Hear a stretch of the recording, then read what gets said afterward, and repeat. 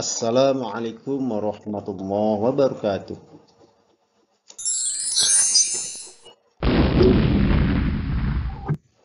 Anak-anakku yang saya cintai, semoga dirahmati Allah. Mari kita bersama-sama mengkaji ulang tentang ilmu pengetahuan. Tentunya tidak asing buat kalian apa itu ilmu pengetahuan, tapi kita harus berusaha mengetahui apa manfaat dalam kehidupan kita sehari-hari tentang ilmu pengetahuan.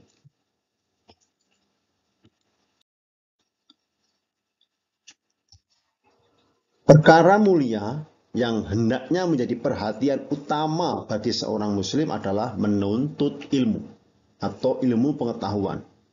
Ilmu adalah cahaya. Dengan ilmu, seorang dapat membedakan antara hak dan batil. Ilmu menjadikan manusia memiliki kemuliaan. Dengan ilmu, jualah kesuksesan dunia dapat diraih dan kebahagiaan akhirat akan bisa dicapai. Jadilah generasi yang berprestasi dengan ilmu pengetahuan. Sehingga kita harus bersemangat dalam menuntut ilmu, terutama ilmu yang ada di depan kita atau ilmu yang akan kita lakukan atau perkara yang akan kita laksanakan. Ilmu pengetahuan dari kata alima ya'lamu ilman, yang berarti mengetahui. Jadi pengertian ilmu pengetahuan atau ilmu dari kata alima ya'lamu ilman, yang berarti mengetahui. Kata ilmu dengan berbagai bentuknya dalam Al-Quran terulang 854 kali. Mana ilmu dari segi bahasa berarti kejelasan. Jadi ilmu adalah pengetahuan yang jelas tentang segala sesuatu. Kata ilmu berbeda dengan arafa yang juga berarti mengetahui. Dalam Al-Quran Allah tidak dinamakan arif tetapi alim. Dan biasanya digunakan untuk menunjukkan pengetahuan terhadap sesuatu yang gaib, tersembunyi dan rahasia. Kewajiban dalam menuntut ilmu itu dijelaskan dalam Al-Alaq 1-5. Tentunya sudah hafal semua. Mari kita hafalkan bersama-sama. Kita bunyikan. A'udzubillahi minasyaitonirrajim. Iqra' bismi rabbikal ladzi khalaq. Khalaqal insana min 'alaq. Iqra' wa rabbukal akram. Alladzi 'allama bil qalam. 'Allamal insana ma lam ya'lam. Artinya, bacalah dengan menyebut nama Tuhanmu yang menciptakan. Dia telah menciptakan maksud dari segumpal darah. Bacalah, dan Tuhanmu lah yang maha pemurah, yang mengajarkan manusia dengan perantara kalam. Dia mengajar kepada manusia apa yang tidak diketahuinya. Al-Alaq 1-5. Jadi kewajiban menuntut ilmu berlaku bagi laki-laki dan perempuan. Juga dijelaskan dalam hadis Ibnu Abdul Bar dan hadis Hasan, thalabul ilmi fardhatun ala kulli muslimin. Menuntut ilmu diwajibkan bagi setiap orang Islam.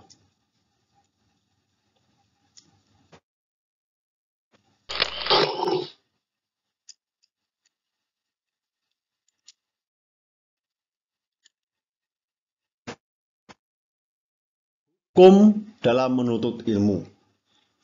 Hukum dalam menuntut ilmu mencakup seluruh pengetahuan yang tidak terbatas. Ada ilmu yang menjadikan manfaat, dan ada pula ilmu yang menjadikan penyebab datangnya madharat atau kerusakan. Untuk itu, ilmu yang menjadi penyebab datangnya madharat hukumnya haram dipelajari. Sedangkan ilmu yang mendatangkan manfaat wajib hukumnya untuk dipelajari. Adapun menuntut ilmu yang hukumnya wajib dibagikan menjadi dua, yaitu fardu kifayat dan fardu ain.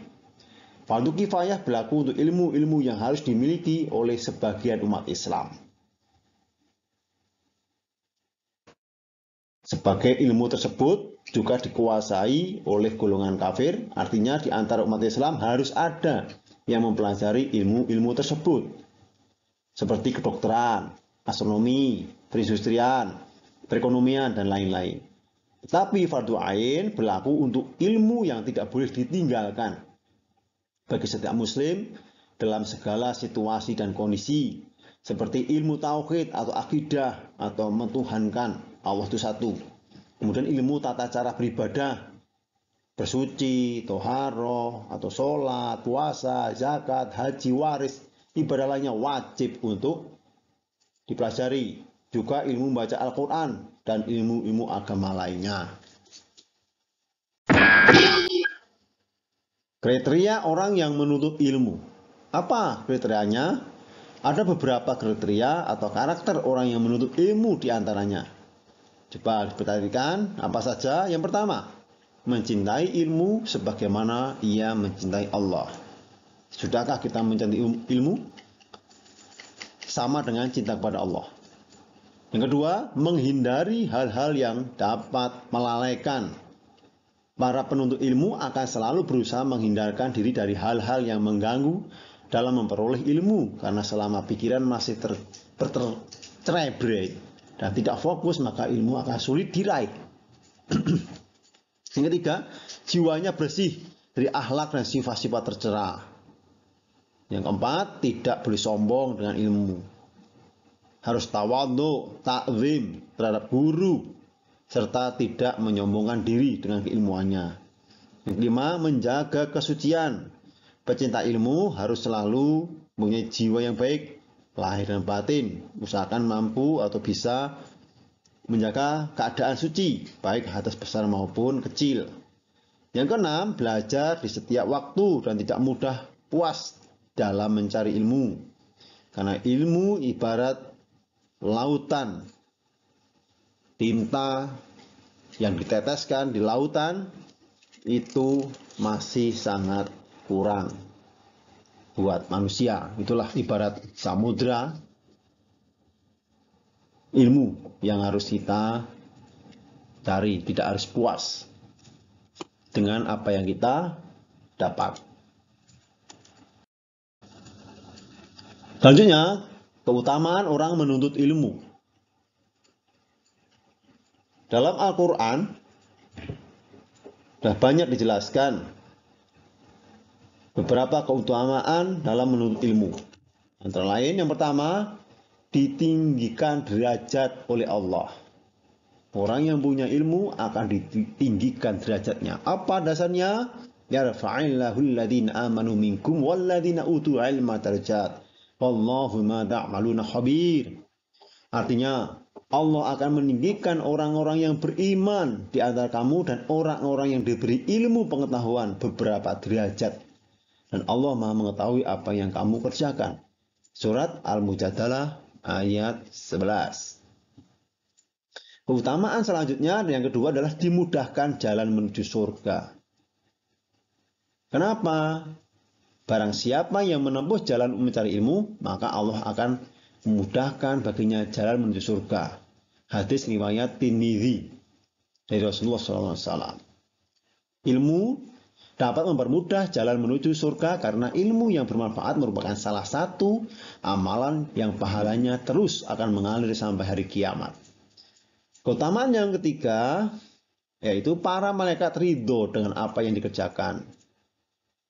Sesuai dengan hadis Nabi riwayat At-Tirmidzi, Ibnu Majah dan Ilmu Hibban, yang artinya tidaklah seorang itu keluar dari rumahnya untuk menuntut ilmu kecuali malaikat pasti mengepakkan sayapnya karena ridho dengan apa yang dilakukan.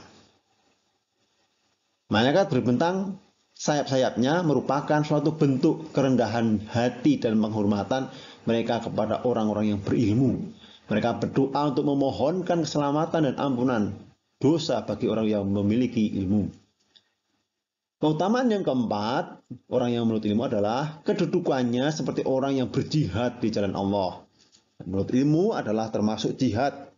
di jalan Allah, dan orang yang mati ketika menuntut ilmu, maka matinya syahid dalam ketaatan dan dalam kebenaran.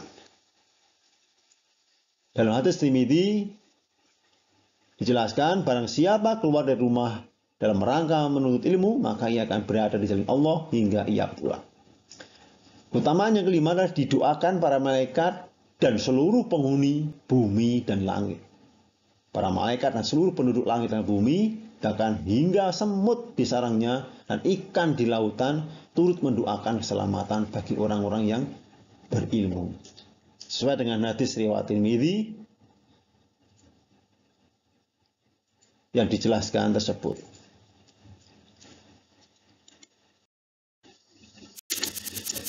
Kemudian adab-adab dalam menuntut ilmu. Agar proses belajar berjalan dengan baik sehingga kita mendapatkan ilmu yang bermanfaat dan mampu mengantarkan kita menjadi orang yang sukses dunia dan akhirat, beberapa hal yang harus kita memperhatikan dalam menuntut ilmu. Adab-adabnya adalah nomor 1, meluruskan niat. Dalam penuntut ilmu harus tujuan dan niatnya harus sesuai. Apa itu? Melaksanakan perintah Allah dan Rasul-Nya. Niatnya yang kedua, memerangi kebodohan agar tidak dibodohi oleh orang lain. Niat yang ketiga, mempersiapkan masa depan yang lebih cerah dan terarah. Niatkan yang keempat adalah membekali kehidupan akhirat agar bisa selamat dan husnul khotimah. Itulah niatkan kita dalam menuntut ilmu. Ada menuntut ilmu yang kedua adalah hormat. Tawadhu kepada guru. Memiliki rasa hormat dan bersikap santun terhadap guru adalah perilaku yang harus dimiliki oleh penuntut ilmu.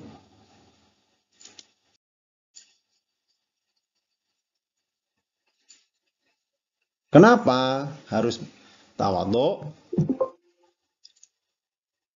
Karena tawadhu kalian terhadap orang yang mengajari kalian agar guru atau ustadz yang memberikan ilmu ridho terhadap apa yang dia berikan. Sikap hormat dan patuh terhadap guru kita tunjukkan melalui beberapa sikap. Yang pertama, memperhatikan dan menyimak dengan apa yang disampaikan. Sikap yang kedua, mematuhi apa yang diperintahkan. Sikap yang ketiga, melaksanakan nasihat-nasihatnya. Perintah yang keempat, menjalin silaturahim meskipun sudah tidak lagi menjadi muridnya.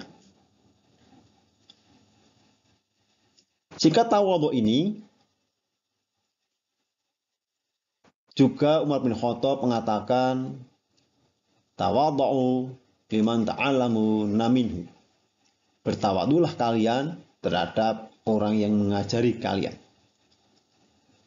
Supaya apa? Kita mendapatkan keberkahan.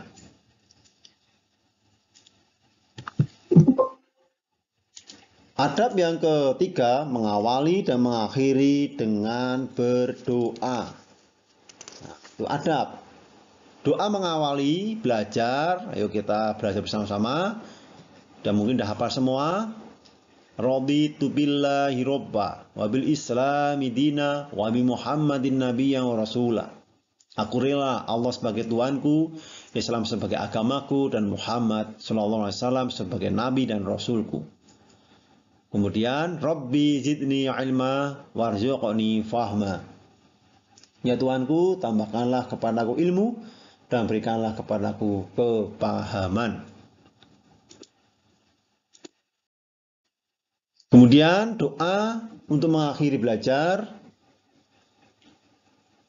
Mari kita baca bersama-sama. Allahumma arinal haqqa haqqa warzuqna ittiba'ah wa arinal batila batila warzuqna ijtinabah.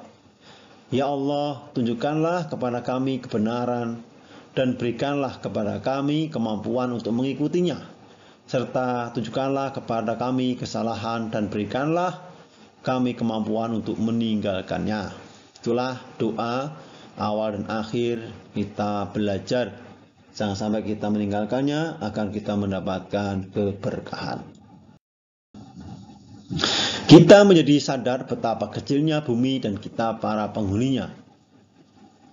Tahu kesadaran itu dengan apa yang kita pelajari atau dengan ilmu pengetahuan. Islam adalah agama yang sangat memperhatikan ilmu pengetahuan. Islam bahkan mewajibkan setiap muslim untuk belajar dan menuntut ilmu pengetahuan seumur hidup. Islam sendiri adalah agama yang menjadikan dirinya sebagai sebuah ilmu. Dan di dalam Islam tidak ada pemisahan antara ilmu pengetahuan umum dan agama. Semua ilmu pada hakikatnya berasal dari Allah dan Dia akan mengangkat derajat orang yang berilmu. Beriman yang berilmu lebih tinggi daripada yang beriman tapi biasa. Tantangan atau sugesti dirimu sendiri. Jika kita kembali menengok sejarah, peradaban Islam pada masa kejayaannya adalah peradaban ilmu pengetahuan. Ilmuwan-ilmuwan Islam banyak menyumbangkan karya monumental bagi dunia ilmu pengetahuan. Ilmuwan seperti Al-Biruni, Al-Khawarizmi, Ibn Sina, Al-Farabi, dan ilmuwan Islam lainnya telah menulis berbagai karya penting dalam bidang ilmu masing-masing. Ilmu pengetahuan alam seperti matematika, fisika, biologi, kimia, astronomi, kedokteran didapat kaum muslimin melalui penerjemahan karya-karya Yunani, Mesir, Chaldea, Cina, India ke dalam bahasa Arab pada abad ke-10 Masehi. Peradaban Islam mewarisi ilmu pengetahuan dari berbagai peradaban di dunia. Itu sendiri artinya Islam tidak membeda-bedakan ilmu pengetahuan. Doib. Mulailah dari sekarang. Lantas bagaimana dengan sekarang? Meski umat Islam pernah menguasai ilmu pengetahuan pada masa puncak kejayaannya, namun harus diakui bahwa sekarang umat Islam mengalami kemunduran dan tertinggal dalam ilmu pengetahuan dari dunia barat. Ini sebabnya karena semangat menuntut ilmu dan mencintai ilmu pengetahuan telah pudar. Produk-produk non-muslim yang merajai pasar pemikiran sekuler barat yang menjadi kiblat bagi sebagian ilmu muslim adalah bukti kemunduran ilmu pengetahuan umat Islam itu sendiri. Jangan malas, berpangku tangan, harus semangat untuk bisa kembali Islam kepada kejayaannya. Mari kita bangkit bersama untuk masa depan anak cucu kita dan masa depan terutama agama kita.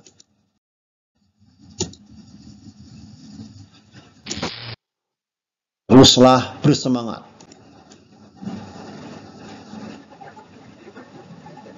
Sesungguhnya Allah tidak akan mengubah suatu kaum sehingga pada diri mereka lah yang harus merubahnya. Maka berubahlah karena kamulah pilihan dari Allah Ta'ala. Bagaimana dengan esok? Bukan hal yang tidak mungkin umat Islam akan kembali menguasai ilmu pengetahuan jika kita bersungguh-sungguh dalam menuntut ilmu. Sebagaimana janji Allah, kita akan dimuliakan dan diberikan derajat yang tinggi jika kita menuntut ilmu pengetahuan. Silahkan pilih menjadi pemenang atau menerima kekalahan, jadi pecundang. Pilihan ini agar kita bisa berintrospeksi diri menjadi orang pilihan Allah di dunia dan di akhirat.